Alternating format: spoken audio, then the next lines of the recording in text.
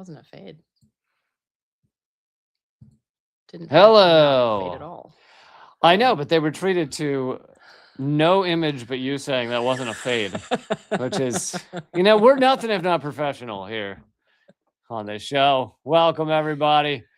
How you doing? I am joined by the always amazing Eleanor Goldfield, and she has on shiny sleeves. That's the important. That's the important thing. That's her. The world is shit. This. The world is shit. So I'm gonna wear a shiny shirt. Look, you gotta find sparkles somewhere in your life, right? Hello, everybody. Welcome to Common Censored. I'm Lee Camp. Always amazing. Eleanor Goldfield is here. And we're going to talk. I realized I didn't title the main episode this because it's kind of breaking news, but there seems to be a lot of incoming information that Trump is getting closer to bombing Iran. And so I probably would have made that the title if I'd known a little sooner. Anyway, we're going to talk about that. We're going to talk about how war criminal David Petreaus is now advising on the new Gaza. We're going to talk about ICE. And the exciting new show by the Democrats, Do Nothing on ICE. It really is. It's quite a thriller. Oh, I love a double entendre. A double entendre. Please stop ever trying to speak French. It's so, it hurts my ears so much. I think I nailed that. You know what something. It is? Eleanor is always upset when I speak a foreign language better than she does. So. Right, yes, that's my problem.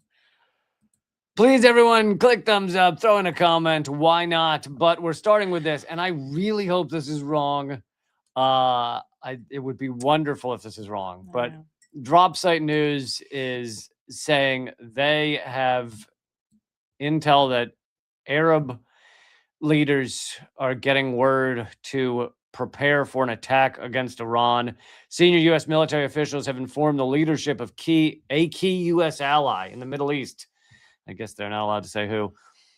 That President Donald Trump could authorize a U.S. attack on Iran this weekend. Multiple sources have confirmed to Drop Site News. Strikes could commence as early as Sunday, the ally was informed. The former U.S. intelligence official who consults for Arab governments said this isn't about nukes or the missile program. This is about regime change. Well, at least that's true. That's what the nukes and the missile program were about.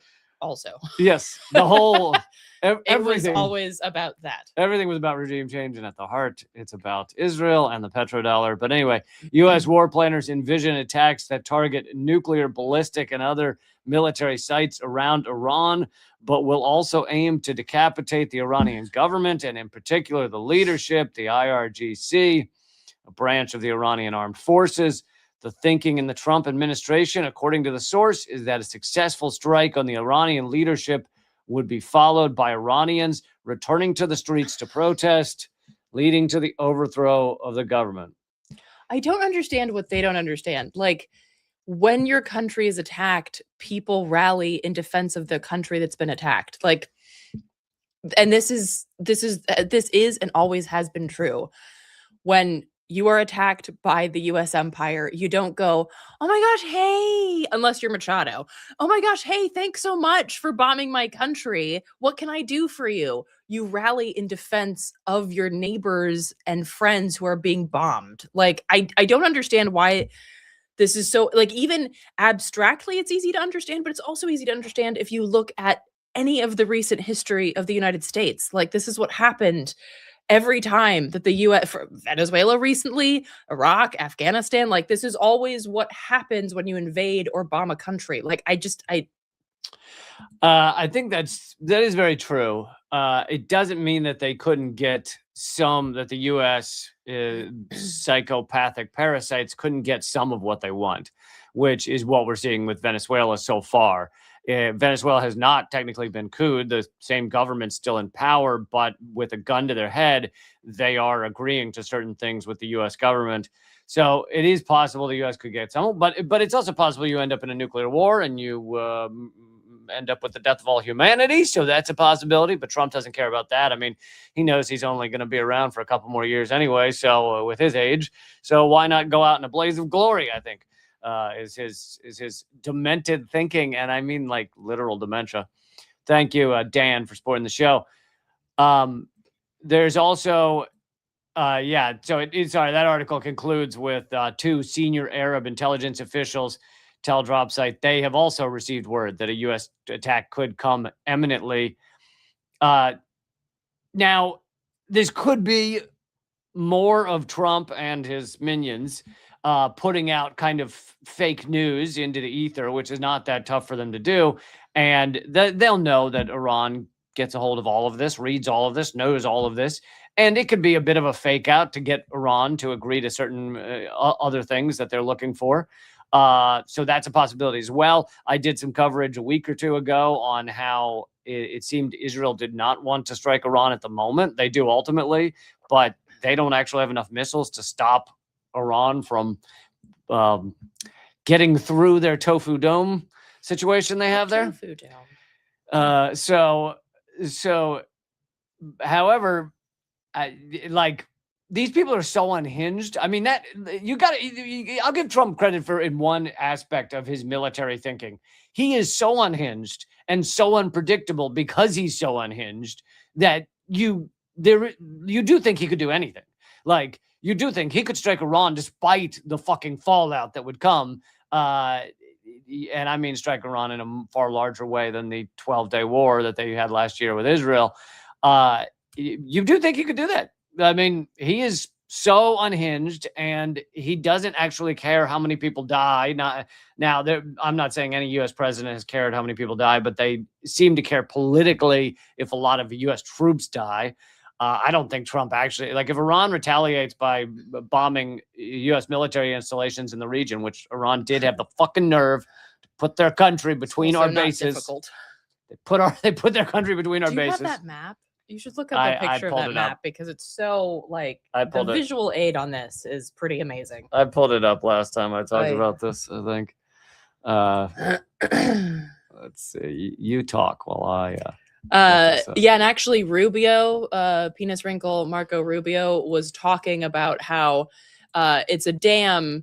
Could you make it any smaller? Well, okay. First of all, they can't see that. Secondly, so you just sound like a lunatic. Secondly, I didn't know it was that small, Marco. That's what. Okay, never mind. They're all going to be that small. You know what? You're all going to be that small. All right. Jesus. Why is that? But that was a new window. I don't want a new window. Is this what it's like, y'all, when you're trying to show your parents how to do something on their phones? No, I don't. Who did I just call? All right. It's big enough. Don't say that's what she said. It's big enough. Your words. Yeah. So literally, for those of you listening to the podcast, I have Googled an image of a cock. Go ahead. Yes, basically U.S. military bases. It's the United States phallus. So you could see Iran and then U.S. military bases all around Iran. So not difficult for Iran to slap back in a pretty easy way. And also Marco Rubio was lamenting this, or basically saying that, he's worried that Iran would have the gall to strike a U.S. air base or U.S. Military base in the region. And then, of course, the question is, well, why do you have so many fucking military bases around Iran? And if the roles were reversed, if Iran had military bases in Canada and Mexico and a bunch of aircraft carriers in the waters in the Pacific and the Atlantic, do you think the U.S. would be like, that's cool, I'll just sit here and chill? I think they'd be totally fine with it. Totally fine. Also, though, there is this from Wall Street Journal. Key Gulf allies say they won't aid the U.S. in an Iran strike, limiting Trump's options. Obviously, to do strikes on a country like Iran, you need airspace. You need to be able to land your jets in the area. You need all the refueling. You need there's a lot of help that allies in the area can provide, but you have a lot of Gulf allies saying they do not want to be involved, including Saudi Arabia, perhaps the biggest U.S. ally. Really saying something, because Saudi Arabia is atrocious. It's not because the genocide they hate Yemen Iran. No, I know, but I'm saying it really is saying something about the absurdity of this plan. if people like Saudi Arabia and the UAE, who is currently, Saudi Arabia recently did a genocide in Yemen, UAE currently doing a genocide in Sudan. It's like, it's quite something. If these people are like, well, that's, you know what? That's too crazy. Yeah, it's because they fear a reprisal. Iran has a very powerful military now that, as Israel and the U.S. proved during the 12-day war last year, the U.S. and Israel seem to be pretty good at killing Iran's generals. But that doesn't mean it's not a powerful military. They are a strong country, a large country, and yeah, it will be. God damn it! It will be awful. It will be awful. It just in so many ways. I mean, the number of people that will die, not just in Iran, but in whatever Iran's response is, could be pretty fucking awful. Also, because Iran's military has trained extensively against the U.S. created ISIS, so it is quite adept in these grotesque and kind of guerrilla style warfare tactics that the U.S. ultimately created. So it would be kind of a it would be a coming home in a way.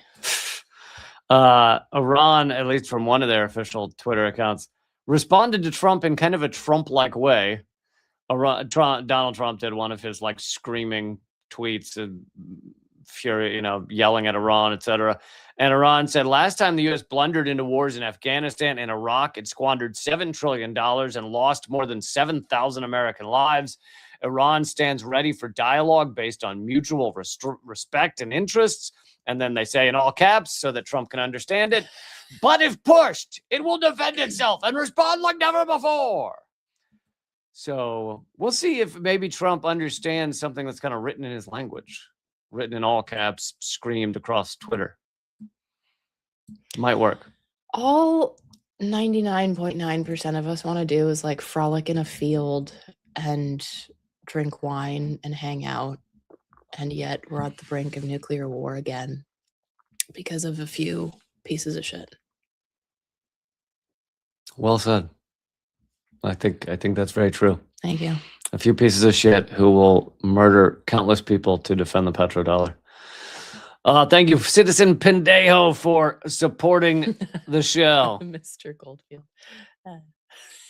What happened? Oh, Mr. and Mrs. Goldfield. Oh, thank you. I appreciate that. I always saw that it said Mrs. Goldfield, and then you were laughing at Mr. Goldfield, and I was like, I don't understand. I missed the joke. I'm proud to be Mr. Goldfield. Also, they've upped the U.S. and Western, this obviously in U.S., but Western propaganda against Iran that has been going day in and day out for the past several weeks. The BBC has been pushing for the case for illegal war against Iran with bigger lies than Trump's. The BBC apparently started a broadcast the other day by saying that Iran had killed tens of thousands of protesters. Tens of thousands. Meaning Iran somehow killed more of the Iranian protesters than Israel killed in Gaza in the equivalent amount of time. Like, it is so laughable to say tens of thousands. And where are even the numbers of, there's some that number like 5,000 murdered in the protests has been thrown around a lot. These numbers are all coming from U.S. funded, NED funded. NED is a CIA cutout, NGOs, most of them located in the U.S. or the West, that just make up a number and then say, yeah, Iran killed 5,000 protesters. Really, you can't find numbers that aren't coming from, like, any numbers of any size are all coming from these same NED funded outlets. So it's kind of an aside, but I think this also serves to further desensitize us to this number of people like dying. Israel just announced yesterday that it was accepting the Gaza Ministry of Health's number. I have that. Which is a vast undercount, by the way, which Israel had been basically saying that the Gaza Ministry of Health doesn't know what it's talking about. It's not a legitimate entity throughout the genocide, and finally admits that the figure of over 70,000 killed is correct. Now, it's way more than that because as we've covered on this show and as I've covered on my other shows, this is necessarily an undercount because it only counts those who can be identified and have died in direct strikes. It does not include those who are still buried under the rubble. It does not include those who are not able to be identified. It does not include those who die after the fact, let's say like of gangrene or die of exposure or hunger or thirst or what have you. So this is a vast undercount, and Israel just accepted that this is correct. And I think that, when somebody throws out the number like, oh, 10,000 people died, at this point, it's like you hear about, in the span of like a couple of weeks, that many people were murdered in Sudan, by the UAE-backed forces. And it's like our brains can't, I can't even, I'm struggling to accept that ICE killed 2 people this year, like the spectrum of numbers is just like so unfathomable. And so I think this also serves to do that. Like, yeah, whatever. We'll just throw out 10,000 people. Don't fucking care. They don't know what that number means anyway. And it's like, yeah, and I don't know what like 500,000 Gazans means. And like it's just so extreme that your mind can't wrap itself around it. And so it kind of shuts down. And this serves to further desensitize us, to further like push us to shutting down, because the numbers of people murdered for no fucking reason other than like the quest for US hegemony is staggering. And this to me is all part of that. Like, oh, how do we get people to just switch off? Oh, you just throw a bunch of like thousands of people died at them and they'll be like, fuck, I'm going back to my Veggie Tales or whatever the hell else I was watching. Yeah, and also Trump obviously wants to cover up from the problems with ICE at home. He wants to cover up from the Epstein files. So bombing Iran is certainly a good way to get there. But yes, to go back to this number, the 70,000 number, Stephen Donziger has done some great writing on how the number is probably more like 500,000. Lancet. Yeah, and his number 500,000 is based off the Lancet's original estimation of 186,000, but that was way back, well over a year ago. So, yeah, it's hundreds of thousands, and what you have is internally. This is, if you read the rest of this article, internally, Israel, which they won't let me do. Israel is wow. They won't even let you scroll back to the. There are other better outlets that have reported on that. No, there are not. Better than the BBC? How dare you? Do not say such things in my house. But it says that internally in the military, they admit internally that the number is over 70,000. So no matter if you have an Israeli official or some, paid off U.S. official, I mean, hell, our congressional members admit to less than the Israeli parliament admits to. But if you have them arguing against, oh, no, it's not 70,000, it's nothing like that. Well, internally, they actually agree it's 70,000, but it is well over 70,000. That, like you're saying, is very low.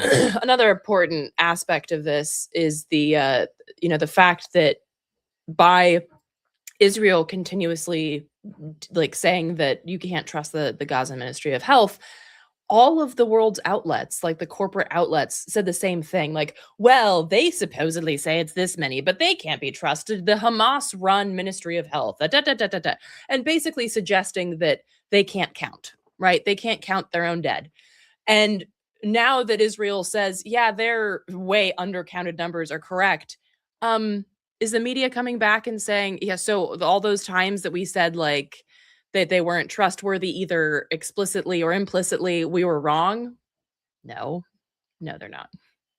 Yeah, no, never admit you're wrong. Or if you do, like with WMD, you admit it so many years later. It doesn't matter. That it stops mattering.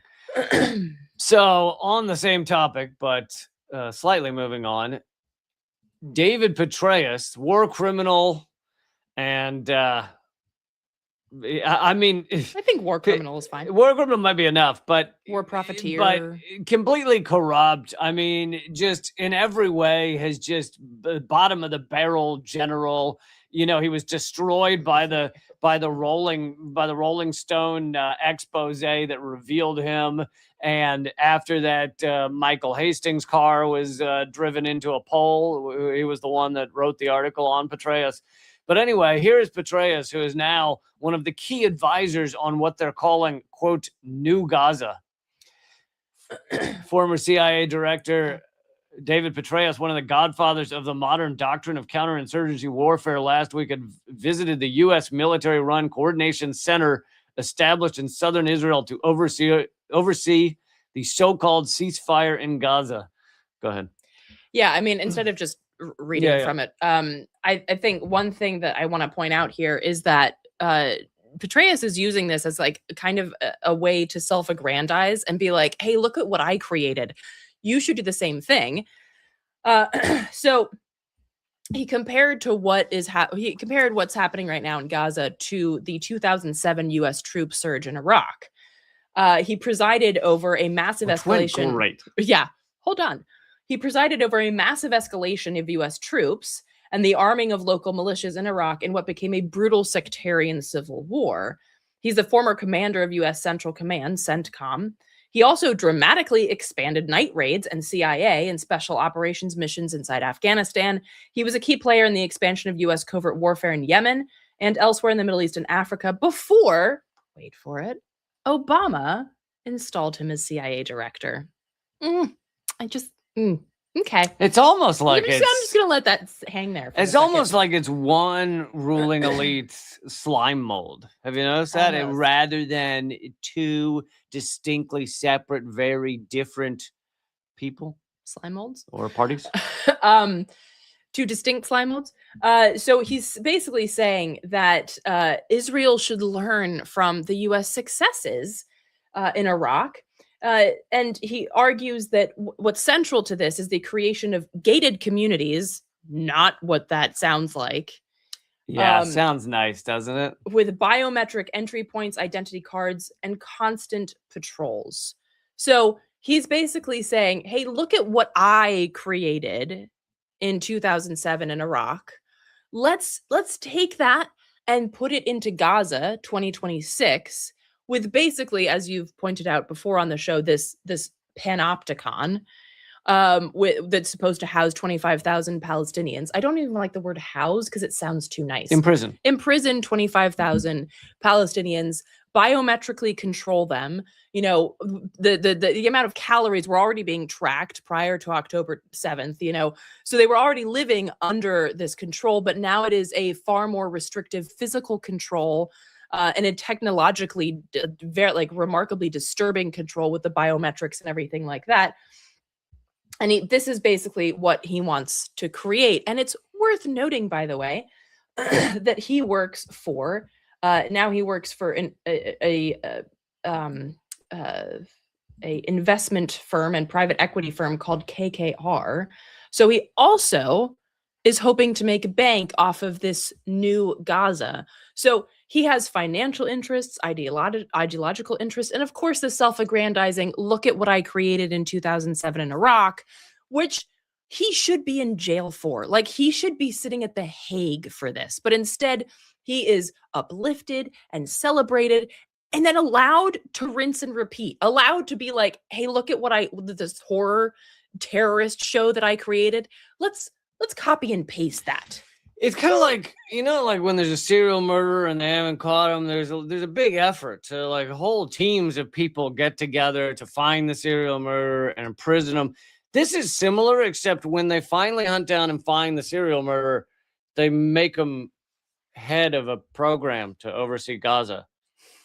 Or they make him like Secretary of State, or they make him like the head of the Pentagon. Although that's not even fair to the serial killer, because I don't know any serial killer who has the blood of like tens of thousands of people on their hands. It's true. Like that. Compared to our U.S. government, a serial killer is like a nice guy at the park. Really nothing. And I just wanted to share one quote that kind of brings this back home, as it were. And then if we could go to the Boston Review, because it'll be a great transition. And I never do transitions. Okay. Well, you know what'll make it seem really smooth is if you don't mention it and it just like happens. Okay. We'll do that. Okay. So Dr. Ghassan Abu Sita, a surgeon who has worked extensively in Gaza, said, quote, Trump's plan for Gaza follows the tried and tested model of North American genocide, in which survivors are confined to indigenous reservations. In this model, Palestinians' racialized bodies are viewed as only needing to be fed and watered, stripped of any subjective depth, end quote. And so it's almost like, you know, how fascists have gotten ideas from the US for a long time. Well, this is another example of that. And there's a great interview with Dr. Robin Kelly in the Boston Review that I recommend folks check out. And it basically, like, he doesn't use this term, but a lot of people are talking about the imperial boomerang, like, oh, what you see what the US did in Gaza, you see what the US did in Iraq and Afghanistan and and like all the way back to Vietnam, like it's coming back. And it's like, I have a problem with this framing because it suggests that we've only ever done that in foreign places. But that is what the US has done forever here, right? Like going back to a country founded on genocide and slavery. Like, are you kidding me? We didn't need to get those ideas in Iraq or Vietnam. Those ideas are homegrown, going back to the slave patrols, right? So it's like, I don't like this argument that like, oh, this is something that we've only ever done to other people. It's like, no. We've done that to people we have othered right on this land. Mm-hmm. And I think it's really important to understand that, because when you understand what this nation is, what it's always been, then you understand that the perpetuation of this nation will be the perpetuation of that violence. And Dr. Kelly points out that as the coercive arm of the state, the police, including CBP and ICE, are the primary instruments of state violence within the borders of the US. They function as an occupying force in America's impoverished ghettos, barrios, reservations, on the southwest border, and in any territory with high concentrations of subjugated communities, and has always been, right? And he gives examples of this, like that the US has always been this country, and it's really important to recognize this. Another thing that he points out that I think is really important, and I know that we're going to get to I'm fucking killing it with the transitions today. We're going to get into the Democrats. I might not want to go there next, though. You never know. You never know. He also gets into this argument about training. Oh, they need better training, which is something that the Democrats are always pushing, right? Like we need we need our killers to be better trained as killers, I guess, right? And he points out that, you know, Jonathan Ross, the piece of shit who killed Renee Good at point blank range, besides being a veteran of the Iraq War, he spent a decade as a member of the special response team of ICE's enforcement and removal operation. He got more training than most of the other masked goons running the streets of the Twin Cities. The argument for more and better training was thoroughly discredited after George Floyd's murder in 2020. As it turned out, Derek Chauvin had lots of training. He had taken the crisis intervention training, use of force training, de-escalation versus restraint training, and even training in implicit bias, which became mandatory in 2018. You mean he was trained well on how to murder people? Supposedly trained in de-escalation, right? The result, Chauvin racked up 17 misconduct complaints over 19 years on the force. And he points out that training is a red herring, right? Because training, what that does is it pushes a lot of technology and money back into police budgets. Oh, we have to give you more money for more training. But what that does is gives them better surveillance opportunities, better surveillance tech, and ultimately... Body cams are bullshit. Right. He writes, the money for training flows to private companies, usually run by former police chiefs and so-called criminal justice experts, not community organizations that have been fighting for accountability. You know, the effort for body cams initially started as a surveillance technique for cops, but they realized they couldn't get city and state budgets to willingly, you know, commit millions of dollars to these body cams for more surveillance. But then they shifted it to the liberal-friendly, hey, if cops had body cams, there'd be more accountability. And what do you know? The money spigots opened up for these body cams so that police could surveil you. And guess what? If it shows them doing something wrong, 90% of the time, they're not going to show that video to you. No. Yeah. I'm sorry. You need a court order for us to show you that footage, or we lost it, or yeah. I just want to end with one little quote from Don't end. that interview. Well, then we're gonna transition. Oh, before the transition, make it really good is if we don't say anything about it. But I'm so excited about it. Dr. Kelly says it is not enough to abolish ICE. We need to abolish the police and cages and build other institutions and relationships that can bring us genuine safety. Abolition is less an act of demolition than a construction project. It is creative creation, the boundless, boundaryless struggle to make our collective lives better. Mic drop. Mic drop. And yes, great transition to the fact that the Democrats have essentially, even their list of demands is garbage, and we'll go through that in a second, but the Democrats have announced their new show, Do Nothing on Ice. Dude, this is the best thing. I couldn't help myself. I had to make an image to go with Do Nothing on Ice. Where did you... So this is just like an AI. AI. Yeah. Unfortunately, sometimes for the sake of the comedy, I have to use the AI. But yeah, so not only have they, first of all, they just gave away their biggest leverage. I mean, we know the Democrats they don't really stand for anything they say they stand for. But let's for a moment discuss this as if they actually cared. They just gave away their biggest leverage, which was the entirety of the government budget. So Trump has announced that he's made a deal with them. What was the deal? That basically they would vote to send the whole budget through. So basically everything in the U.S. government budget is going to go through, except the actual DHS portion of the budget will then be, debated in days to come. Meaning they basically gave up on everything except for the DHS budget. But by doing so, they gave up all their leverage, which was to hold up the entirety of the U.S. government budget. Not to mention, before all the protests against ICE, which have, been rather large across the nation in recent weeks, the Democrats acted like there were other reasons to hold up the government budget.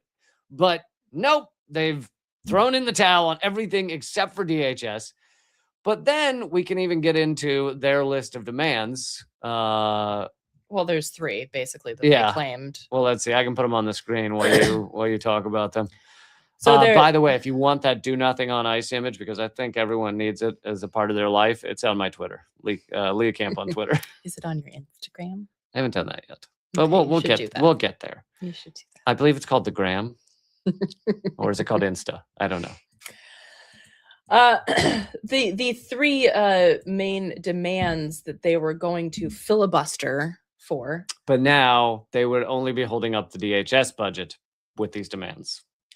Ending roving patrols by immigration agents and tightening rules requiring the use of warrants. So basically they don't want them free range as much.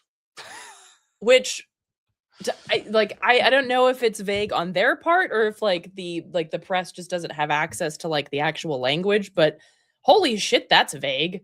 Tightening rules requiring use of warrants? You mean actually requiring warrants? Because so far as I'm concerned, or as far as I'm aware, ICE has not shown any warrants for the kidnappings that they've committed. No, and in fact, they'll hold up things they claim are warrants, which are not warrants. No. So they can lie, which they often do. So tightening the warrants it won't actually change anything.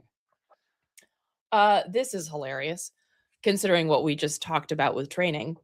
Creating a universal code of conduct for federal agents when it comes to the use of force. Because, the things that have been the most egregious things ICE has done, that was all by the code of conduct, right? Like murdering Alex Putty and Renee Good, that was the code of conduct, right? So if we just fix that code of conduct, no, guess what? It never fucking mattered whether it was a code of conduct. They would have murdered them whether there was an international code of conduct or not. Well, and the code of conduct doesn't matter. If you actually look at training materials, at no point does it say tear gas someone at point blank range and then shoot him 10 times when he's down. Nowhere in the training does it say that. Nowhere in the training does it say that when you've given someone an order to drive away, should you shoot them in the face? Like, nowhere in the training does it say that. So again, training is like, the argument for more training is some bullshit. And these are like I mentioned, the guy Jonathan Ross, he's been well trained. He's got hundreds of hours of training, right? The code of fuck you, okay? Like, the code of conduct means nothing. It is another way for the Democrats to, as they always do, claim that they're doing something without doing anything. The third point, flaccid point that they have, forbidding agents from wearing masks, requiring them to display their identification more clearly, and making, here we go, body cameras an essential feature, but nothing about what happens to the footage. Or whether it's even turned on when they're murdering someone. Or whether they happen to have a little sticky note over the camera. That'd be real. I'm sure that's real tough for a ICE agent to put a little sticky right over his camera. It's got to be impossible. Yeah. So, yeah, you already mentioned the White House announced it had reached a deal. Yeah, on everything other than DHS. But even if all of these things were to happen, even if the Democrats, they stuck to their guns, and man, did they stand up and look, the Democrats finally have a backbone, and they got every one of these things on this little list, it barely makes a difference at all.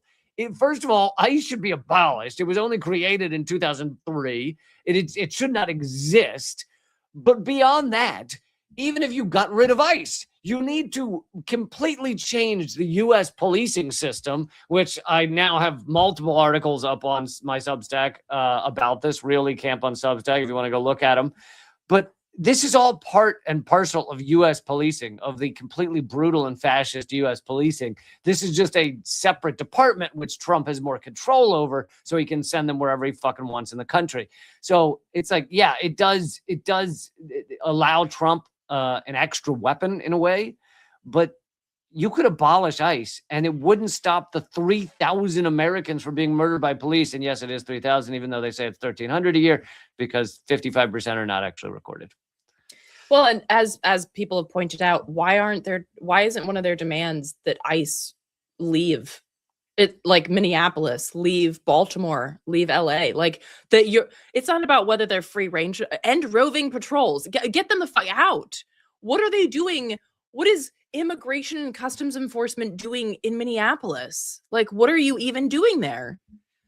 If you have a system in place to ensure that, which I also think is a bullshit system, by the way, but if you have a system in place to make sure that, migrants are doing their check-ins or whatever the hell else they're supposed to do as if they're already criminals, why do you have ICE? Like, the whole thing is fucked on purpose. And the Democrats could easily say, get the fuck out of Minneapolis, get the fuck out of Portland, out of all of these places.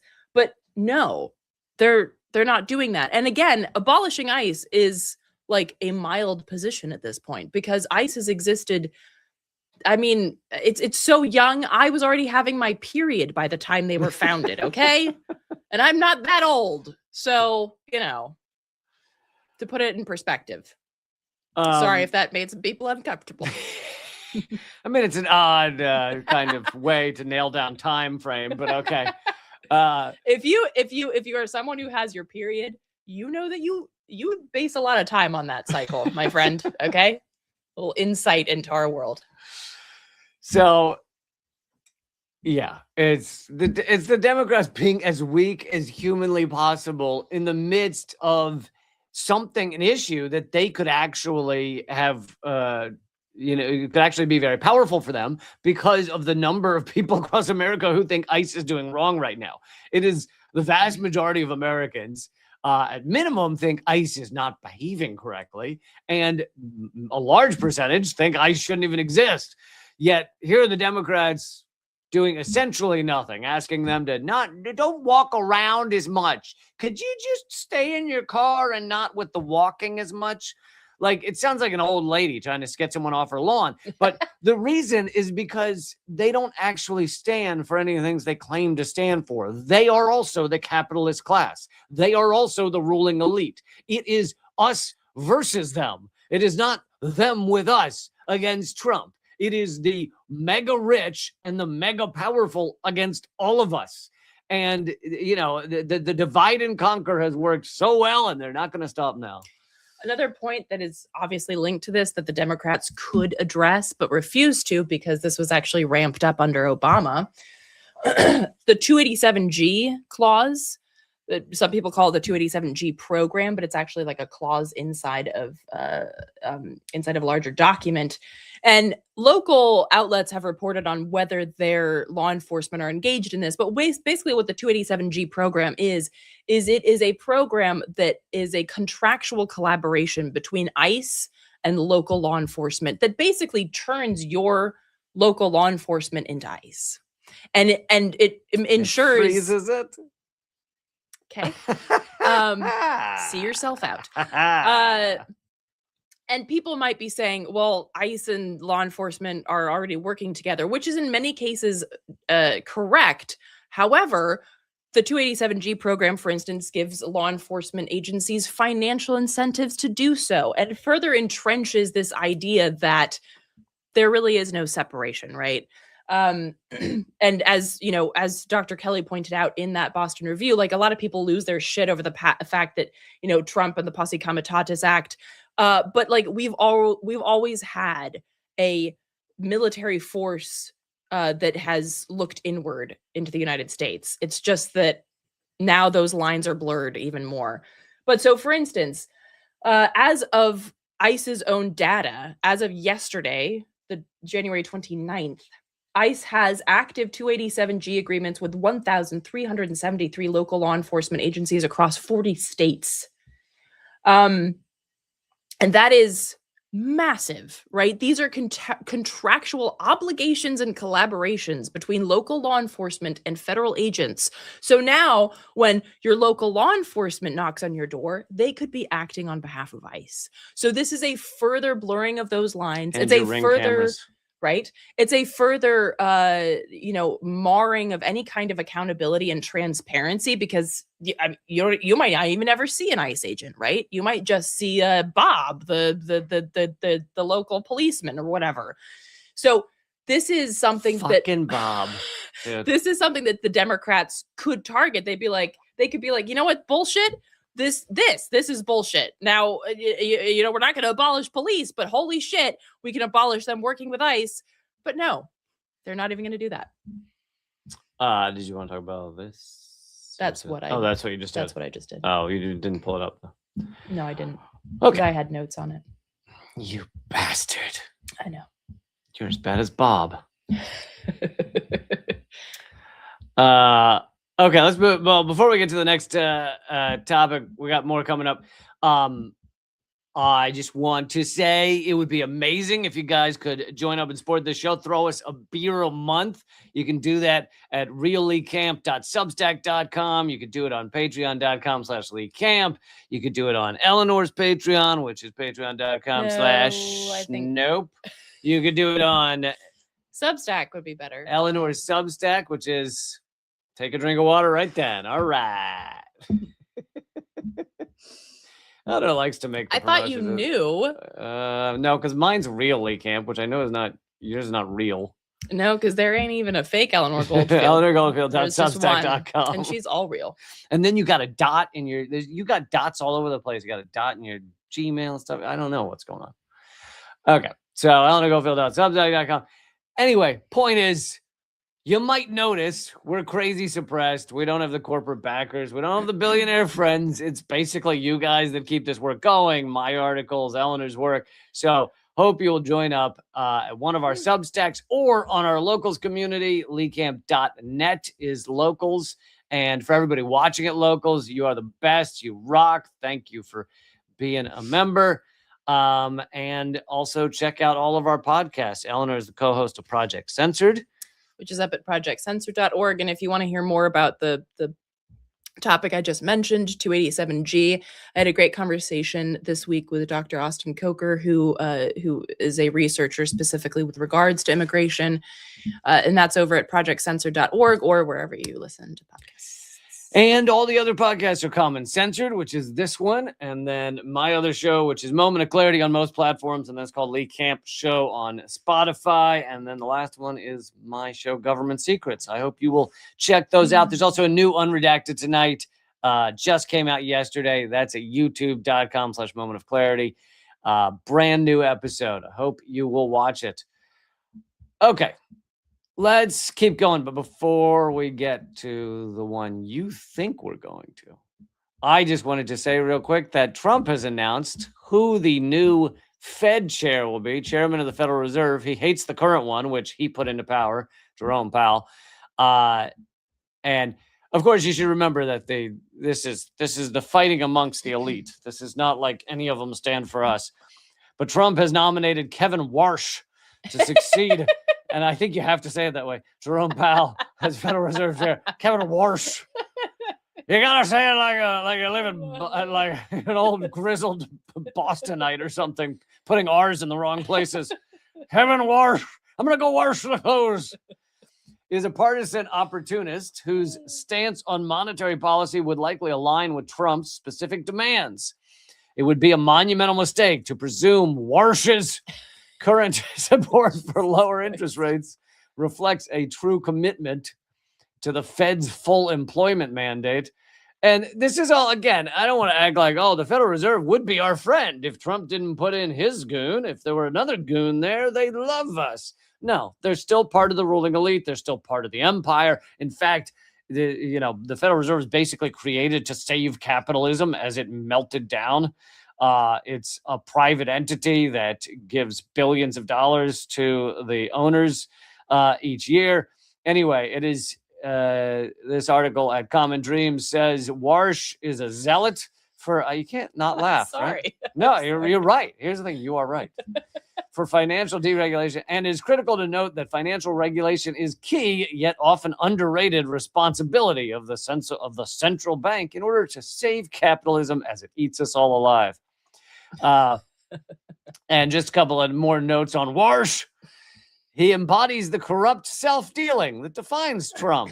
He's married to the daughter of Ronald Lauder, a billionaire heir to Estee Lauder, and a longtime friend of Trump. In fact, Lauder is credited with, there's also too many R's in that one. Lauder. You're saying Lauder. it wrong. Not that I give a Lauder. shit because these people are assholes, but is credited with, I'm saying it perfectly right, is what you mean. Yeah. It's credited with convincing Trump that he should buy Greenland. As Trump, maybe people should not be buying Estee Lauder then.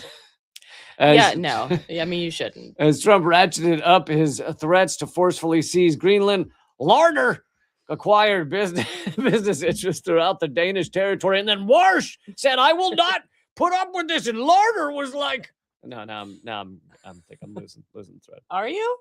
Okay. Warsh and Lauder. Lauder and Warsh. It'd make for a great sitcom, wouldn't it? What was the one that you mentioned the other that I'd never heard of? Laverne and Shirley. There we go. They got some good R's in that one too.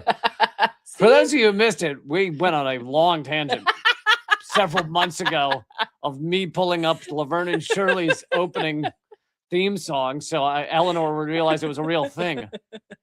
Anyway, this is a common theme. Yeah. It's not that I don't trust you. It's just it's so bizarre. Okay, let's move on.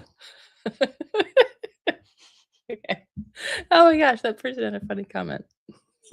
Estee Lauder face Warsh. Oh my God. All right, we've lost Eleanor.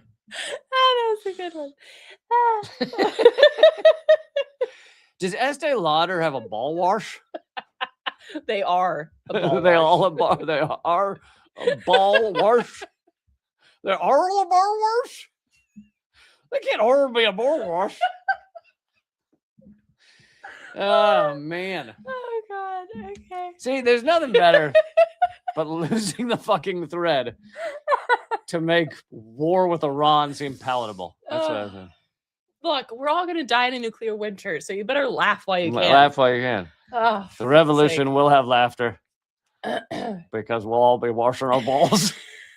Those of us. And what about those of us who don't have balls, Lee? Then you'll be washing your currents. My currents? Oh my God. Derailed. It's tough to know where to add the R into that word. I don't believe there is an R in cunt. There is one in clitoris. Here to help. I think we can move on. Okay. I think we're done here. Just helping.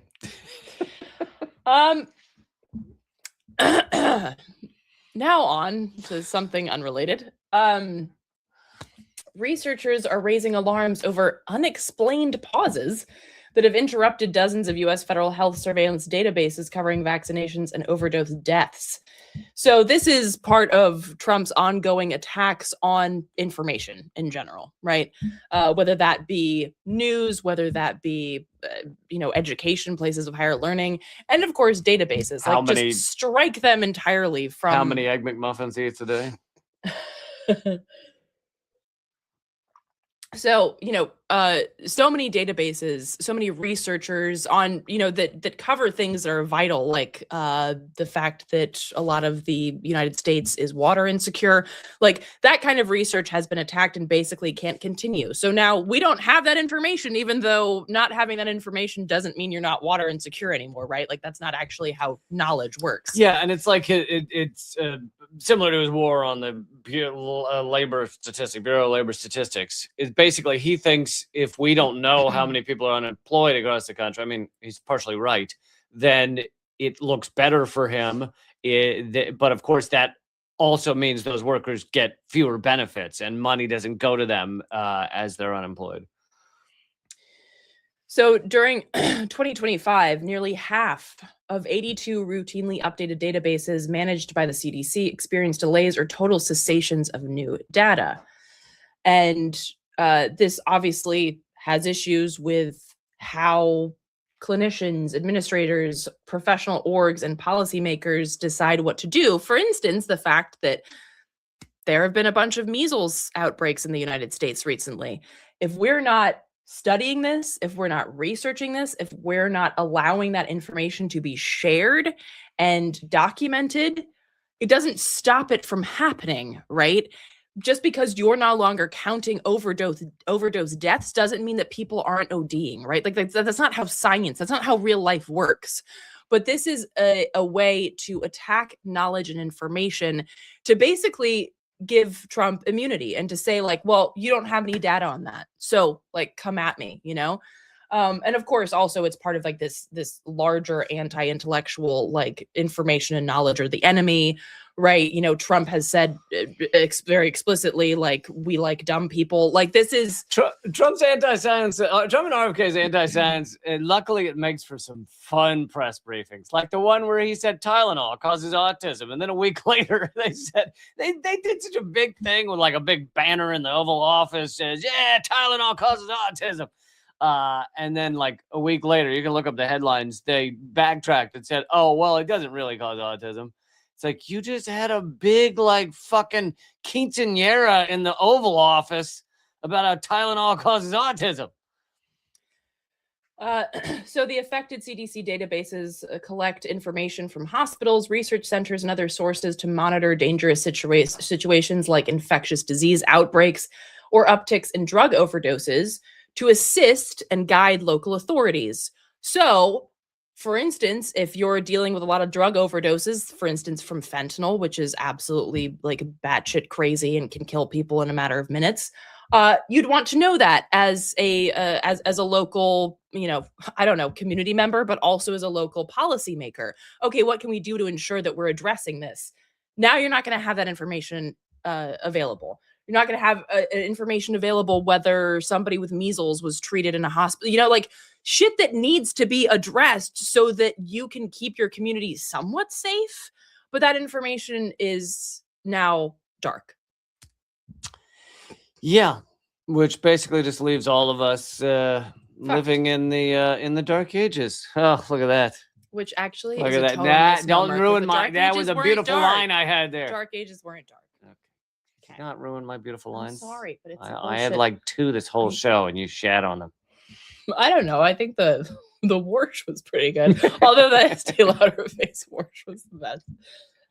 Still on Estee Lauder ball wash. All right, we're going to wrap up. I do these live streams 3 days a week, Monday, Wednesday, Friday, 3 p.m. Eastern, noon Pacific, but also a new episode of Unredacted tonight just came out. It's right there at the click of a button. Perhaps the easiest way to get there is just leecamp.com/unredacted. The queasiest.